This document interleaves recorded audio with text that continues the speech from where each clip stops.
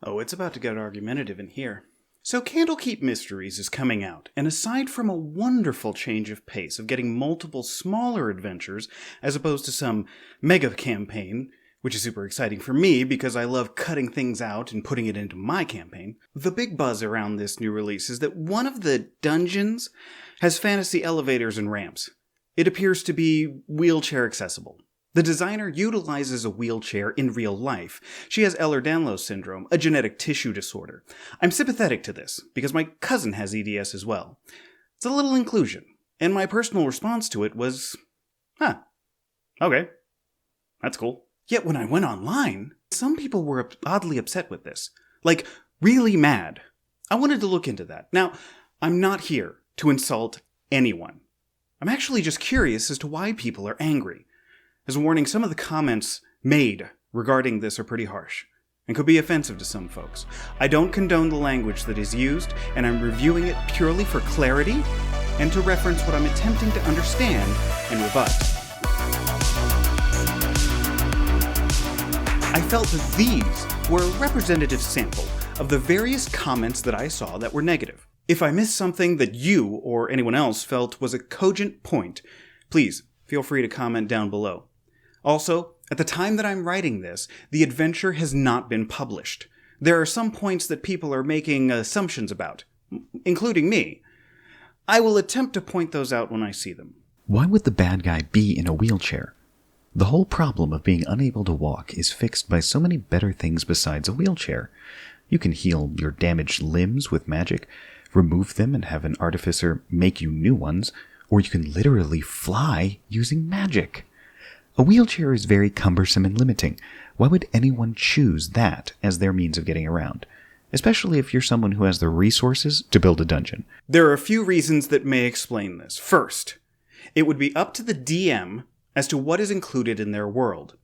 My world generally doesn't have high-level magic users that would be able to cast a 7th level regeneration spell.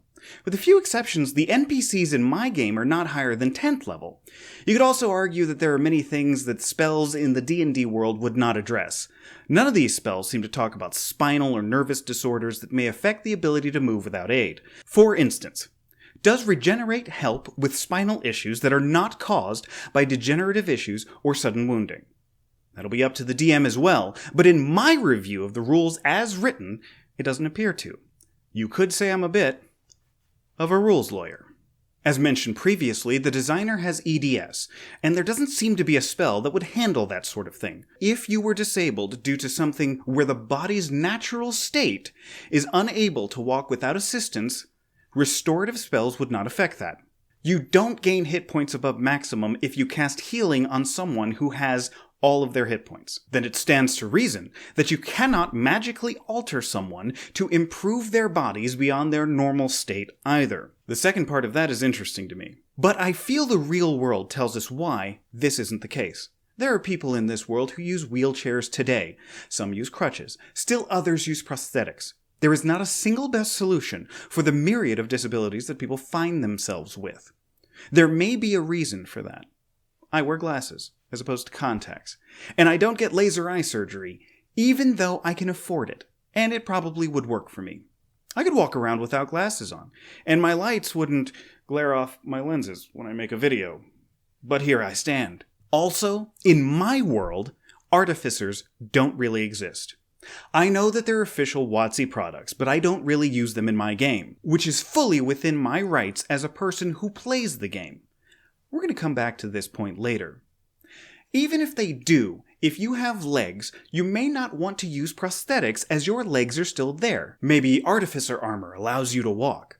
Okay, what operates them? Maybe they work with your mind, like they are operated through some sort of magical telepathy. That is a solution. But it doesn't mean that everyone would have access to that.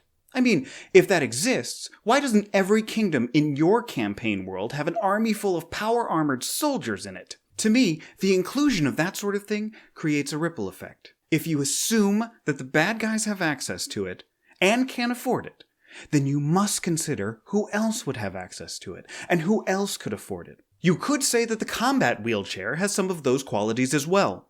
But the adventure doesn't explicitly include the mechanics for Mustang Art's combat wheelchair. It just makes the dungeon wheelchair accessible. And if you want to argue that the combat wheelchair's mechanics are imbalanced or overpowered, that's fine.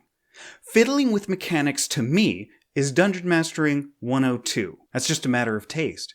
It makes more sense that the wheelchairs would be in wider use than magical armor legs.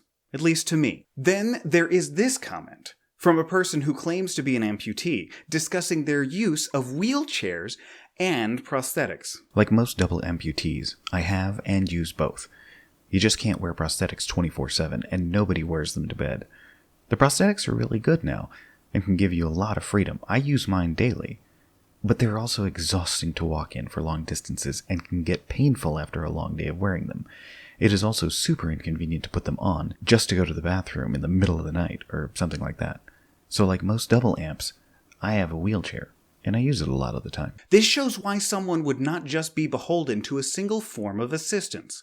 This person likes using prosthetics, yet still utilizes a wheelchair. If you use both, it stands to reason that you wouldn't set up your home or workplace to accommodate just the use of one of those devices. What else do we have here? I think this is kind of silly. Mostly because of the idea of medieval magical fantasy having modern wheelchairs, and having so many of them that a dungeon designer, presumably a wizard, made their dungeon wheelchair accessible.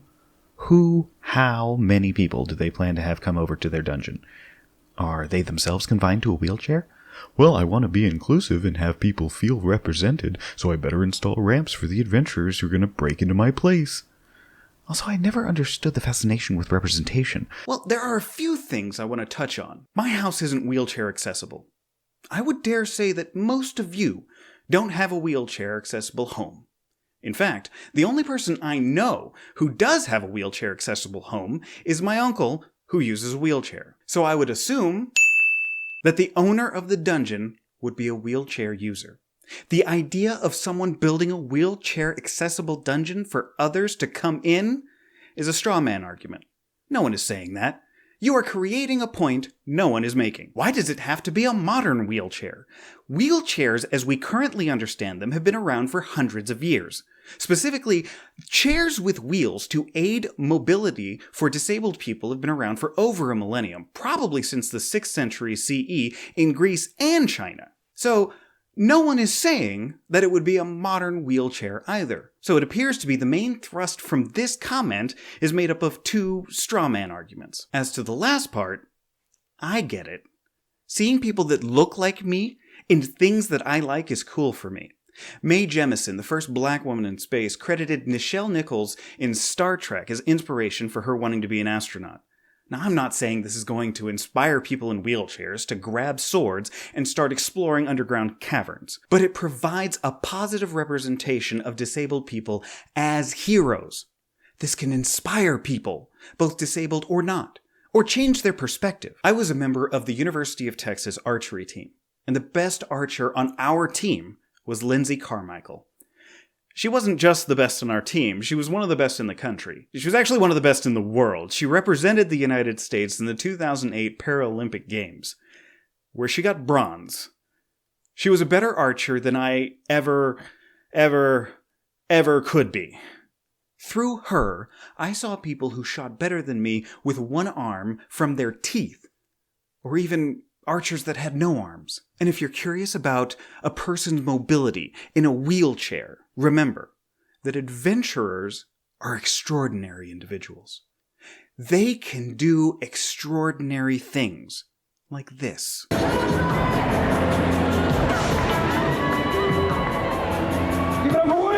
That's Woody Belfort. Look up this guy on YouTube. I am in awe in what he can do. Disability or not. Here's another comment from the user who claims to be a double amputee.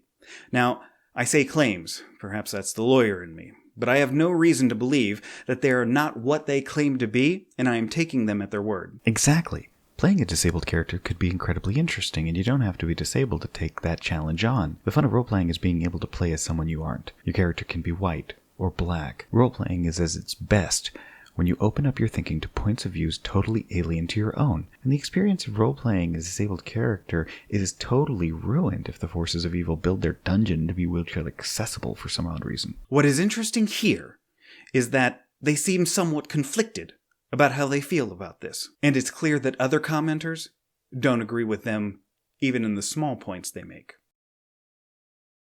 Now, they don't seem to have an issue with wheelchair player characters.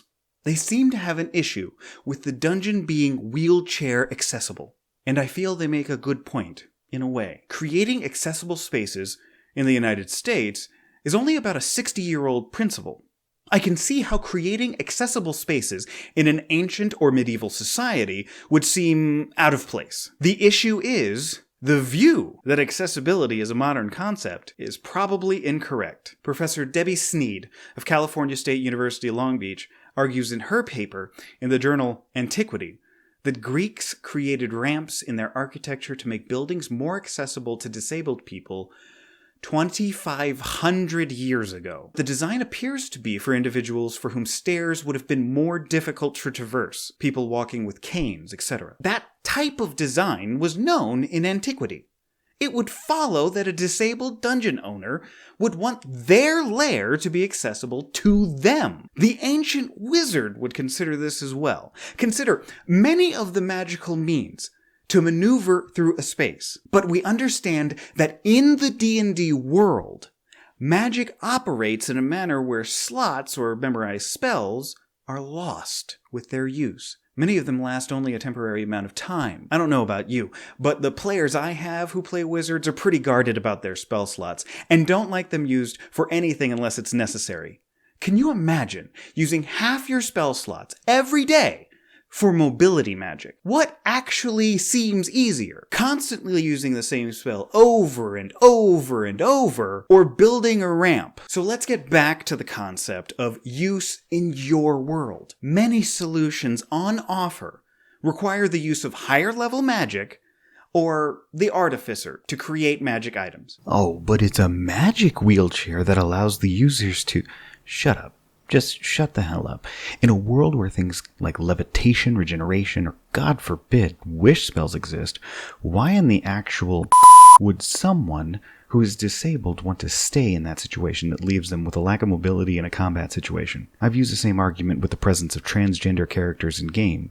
Unless you're an asexual being like a warforged or some kind of homebrew hermaphroditic race, you're a trans in fantasy world where you sure as be looking for some of the components for a wish spell, or maybe the girdle of femininity masculinity, so you can fully transition over to the other gender. Nope. These little snowflakes want to play as their special real-world status. That seems to be the comment whenever a minority issue comes up. Like, let's say, the inclusion of trans player characters. But let's look at that for a moment. Regeneration is a 7th level spell. You need to be a 13th level cleric to even cast that spell once. Anyone having that spell would be incredibly rare in the games that I play or DM. Let's assume the dungeon is designed by the Mad Wizard. Regeneration is not even a wizard spell. The wizard would have to find a high-level cleric and then pay for them for their services or coerce them into doing the regeneration, assuming that it would be possible with the spell in the first place. Then the comment talked about the Wish spell. Wish is arguably the most powerful spell in the game, yet they speak of it like it's just a thing you do. Just gotta gather the material components. Like anyone should have access to it, either to cast it on themselves or know someone who can. A wizard would have to be 17th level to cast this spell. Even if the wizard is the main bad guy in your campaign, that doesn't mean they're going to be 17th level. So the wish spell is probably out of the question. In my campaign world, there is not a wizard in the entire planet that knows that spell. It's game breaking. Going back to the trans player character issue, there was also a mention of the girdle of masculinity or femininity. This is an old magical item. It's actually in my 2nd edition Dungeon Master's Guide. But that assumes that those things are just made all the time. Keep in mind, there are people right now who are transgendered, who have not had sex reassignment surgery. Now, there are a myriad of reasons why they may or may not go forward with that surgery, but that's a topic for a completely different video. But then there's the added problem of having to find this item, if it exists in your world at all. Hey, but that's all relative to my campaign world and the games that I play in. If you have a world where those things are readily available, That's cool too. Maybe because of those things, accessible dungeons don't make sense. That's fine. Don't use it. Cut that part out. I cut things out of my game all the time. I'm not sure why it's so bothering to people to have it included. I have never been so angry at something included in D&D, including the core rulebooks, that I felt that I needed to get angry about online. Just cut it out. Take the good stuff. If you're so upset that someone included one feature in a bundle of 17 adventures because they felt it was inclusive to people like them, you gotta take a moment and ask yourself, why?